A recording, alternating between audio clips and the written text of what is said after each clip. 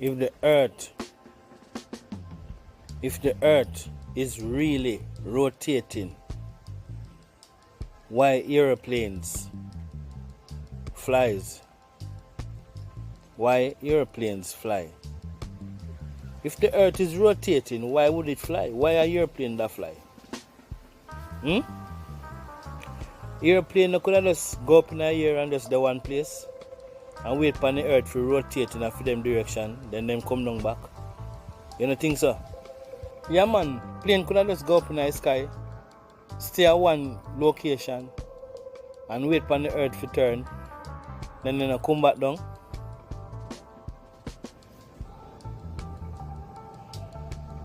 That is something will concern me.